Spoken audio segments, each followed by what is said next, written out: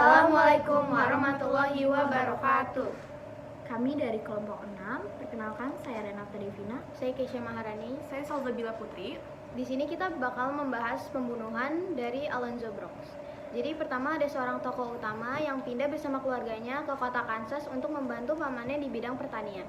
Nah, suatu hari Alonzo ini bertemu dengan teman-teman yang kemudian mereka akan pergi ke sebuah party yang letaknya ini lumayan jauh dari kota Kansas. Nah,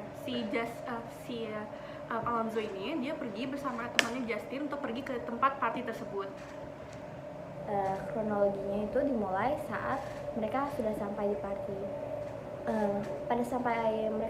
Saat mereka sampai di party itu, sikap Alonzo ini sebenarnya sudah cukup aneh, di mana dia langsung mengajak teman-temannya meminum bir bersama. Padahal Alonzo ini dikenal baik oleh keluarga dan teman-temannya, jadi kayak itu cukup aneh. Jadi aneh banget tuh kalau misalnya si Alonzo ini tiba-tiba ngajak teman-temannya buat minum dan ngerokok. Selama party itu mereka kayak main kartu, ya biasa bercanda, ngobrol, minum-minum gitu. Terus habis itu dia ada konflik, tiba-tiba dia ada konflik sama orang-orang yang dia ketemu di party itu. Ya dia strangers gitu. Terus katanya konfliknya itu karena rasis. Ya.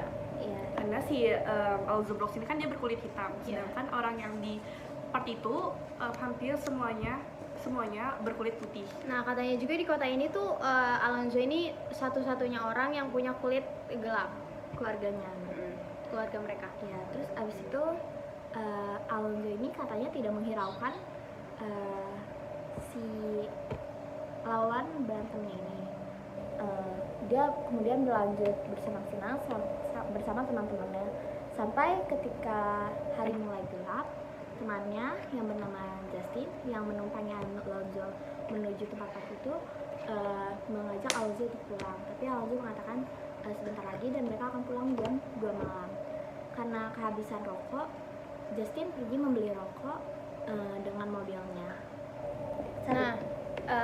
Si Justin ini pergi menggunakan mobilnya. Suatu ketika dia tuh udah selesai beli rokok. Terus habis itu dia pas dalam perjalanan pulang menuju ke tempat party, dia itu terjebak di jalan. Dia ada batuan gitu. Ada kendala di jalan. Ya, terus karena dia tahu itu bakal lama, dia nelfon temannya yang ada di party itu untuk menumpangi Alonzo untuk kembali pulang ke rumahnya. Jadi waktu ditelepon, si Justin dengar Alonzo kayak ngeluh di dalam bahasa Indonesia aja, kenapa kamu nggak pulang sama aku gitu. Tapi Justin hiraukan aja karena dia pikir Alonzo cuma sekedar emosi sedikit akibat alkohol. Habis itu Justin menghubungi ibu dari Alonzo Brox dan di pagi hari dan ibunya Alonzo Brox juga berkata kayak si Alonzo Brox juga belum pulang ke rumah. Terus akhirnya ibunya Alonzo Brox menelpon semua teman-temannya si Alonzo Brox menanyakan apakah Alonzo Brox bersama mereka, tapi tidak ada jawabannya. Setelah temannya itu datang ke daerah Kansas, mereka mulai mencari Alonzo di sekitar farmhouse yang mereka jadikan untuk party. Mereka mulai menelusuri jalan-jalan di sekitarnya sampai daerah-daerah hutan kecil atau yang ada sungainya di sekitar situ. Nah, berarti itu dia udah telusurin semuanya tuh. Ya. Tapi Alonzo Brox belum ketemu juga. Ya, terus tiba-tiba di tengah jalan gitu ada orang kayak lumayan mencurigakan. Dia tuh kayak ngeliatin mereka, temennya Alonzo tuh nggak pergi sendiri sama teman-teman Alonzo yang ada di kota Kansas kan nyari. Dia ikut bantu nyari itu. Iya, kayak nggak sendiri. Terus tiba-tiba ada orang yang ngeliatin mereka kayak bener-bener tatapan benci gitu. Terus si temennya Alonzo ini, teman kecilnya tuh kayak ngeliat terus kayak dia ketakutan. Terus mereka kayak masih berpositif thinking kalau misalnya Alonzo itu mungkin hilang pada saat dia mabuk. Jadi kayak dia kesel kan, kayak Justin gak mau jemput dia, terus dia kayak pergi sendiri, terus mabuk, terus keduduk di pohon atau di dekat sungai-sungai gitu ya kan. Akhirnya mereka memutuskan untuk pulang aja karena hari udah mulai gelap. Wanita itu akhirnya menelepon kakak dari Alonzo Brox dan akhirnya karena ibunya berkata bahwa Alonzo Brox tidak kunjung pulang, akhirnya kakaknya pun menelpon polisi untuk melaporkan kehilangan si Alonzo Brox ini. Tetapi sama polisi tidak digubris dan didiamkan. Polisi waktu itu mengatakan kalau misalnya mungkin aja Alonzo pergi karena umurnya Alonzo saat itu kayak 22 sampai 23 tahun. Tapi keluarga Alonzo mengatakan dengan jelas tidak, Alonzo tidak seperti itu karena mereka sangat tahu Alonzo adalah anak yang baik dan apapun keadaannya Alonzo tuh pasti bakal pulang. Terus karena kasus itu tidak digubris, akhirnya mereka mencari sendiri ke daerah-daerah sekitar farmhouse itu. Sampai suatu saat akhirnya permintaan mereka digubris oleh sheriff yang bekerja di sana. Terus nggak tanggung-tanggung pada pencarian pertama itu mereka langsung menurunkan sebuah kayak penyelam handal gitu untuk mencari Alonzo di daerah sungai yang ada di sekitar farmhouse itu. Dan nggak ditemuin juga setelah dicari pakai tim yang memang ahli dalam hal tersebut pun nggak ditemuin juga si Alonzo Brooks-nya ini.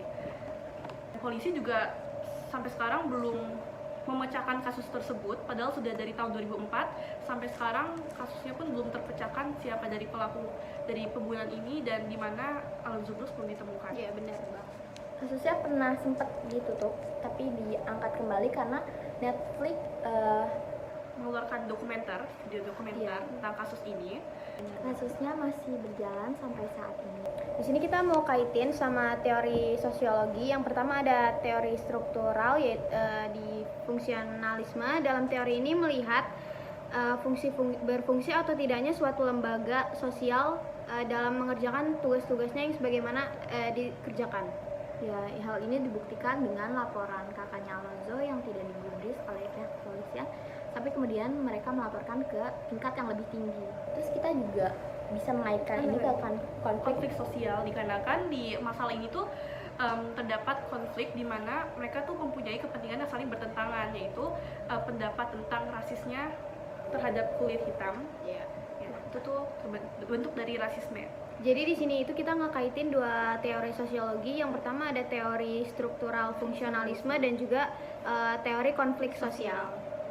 Nah, sekarang kita mau bahas pro kontra tentang pembunuhan ini. Menurut kalian yang ngebunuh si Alonzo ini keluarga lokal di sana atau teman party Alonzo yang tadi sempat dia berantem, atau malah Justin sendiri yang ngebunuh Alonzo? Menurut aku Justin. Kalau dipikir-pikir kayaknya sih lebih ke teman partinya ya. Ya karena dia ribut kan. Ya. Apalagi di dalam party tersebut tuh hampir semuanya mempunyai kulit putih yang iya, benar banget. Kulit putih dan kulit hitam kayak kita tahu memiliki konflik kontra. Jadi bisa aja itu yang menjadi penyebab di kasus pembunuhan ini. Oh ya, mayatnya Alonzo itu ditemuin, tapi keadaannya benar-benar aneh. Pas di otopsi, Gimana tuh? jadi pas di otopsi gitu, kita nggak bisa sebut penyebab kematiannya apa, karena lehernya Alonzo itu tuh udah dimakanin sama hewan-hewan gitu. Berarti kayak dia udah, mayatnya itu udah tersimpan di daerah itu udah cukup lama sampai Iya, gitu sama benar, hewan-hewan di sana. Kenapa polisi nggak bisa nemuin di situ? Berarti di sini pelakunya nih jago banget ya buat ngebunuh dari si Alonzo ini.